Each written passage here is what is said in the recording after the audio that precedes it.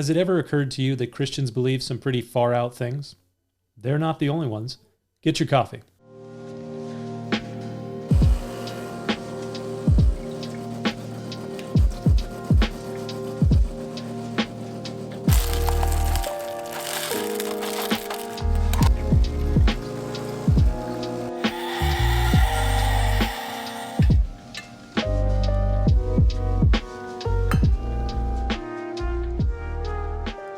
What does the Christian believe and why?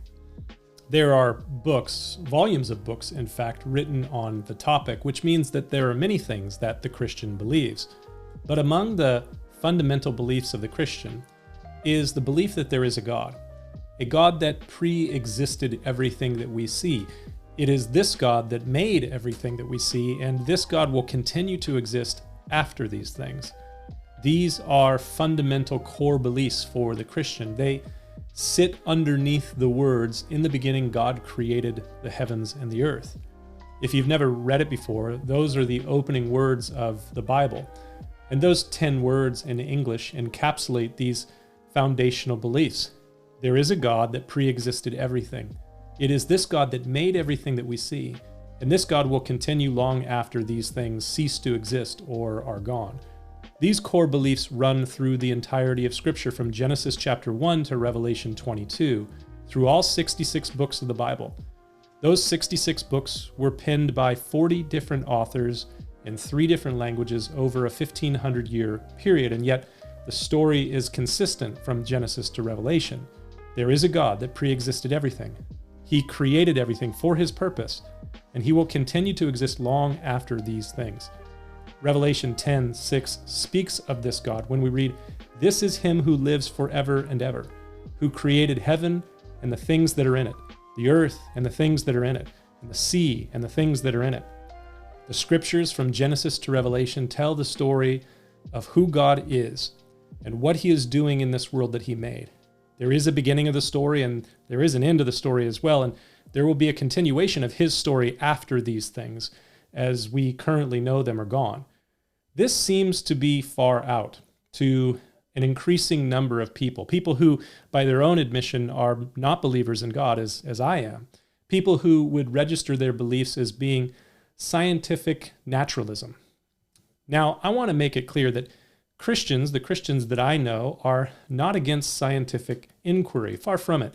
I know a number of engineers and scientists that are biblically faithful Christians, and they believe in scientific inquiry, as I do, but they see the scientific inquiry as leading them to a greater understanding of and a glorification of God. The more they discover scientifically, the more they are in awe of God. That is, I believe, as it should be. That's how it was for Newton. That's how it was for Boyle. That's how it was for Faraday and Pascal and many others as well. So there is a scientific naturalism, and there is a scientific theism. And each group, those on the side of naturalism versus those on the side of theism, has their stories, their narratives about the world, how it came to be, how it works, its purpose or lack of purpose, and ultimately its destiny. The story of the world for the theist aligns with Scripture. It has as its basis the fundamental belief that there is a God who lives forever and ever, who created heaven and earth and all the things that are in it. This worldview and story has been thought about, written about, preached about for literally thousands of years. And the story of the world for the naturalist is constantly being thought about, written about, and preached about as well. We have competing narratives. And as far out as the theistic story is to the naturalist, the naturalistic story is just as far out. Normally, we represent our stories through art. We try to explain deep ideas through music, architecture, design, and visible representations of art, whether that's on the canvas, in stone sculptures, or in our day, mostly on the screen. The non-religious 21st century Westerner will look at the narrative representations of the theist and say, that's far out and far-fetched. But the stories that the scientific naturalists hypothesize appear to be just as far-fetched and far out.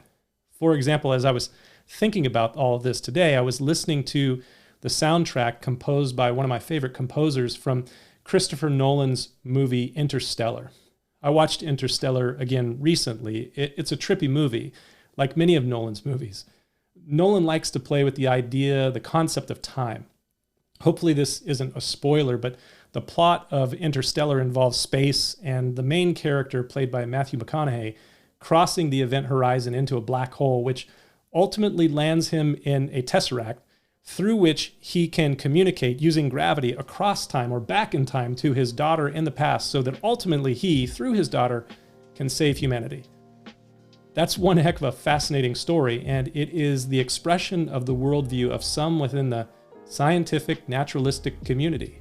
So the next time that you think that the theistic narrative is far-fetched, just read a bit on the far-out ideas of string theory, the multiverse, or the simulation hypothesis. Some things to think about as you have your coffee today. We'll see you next time.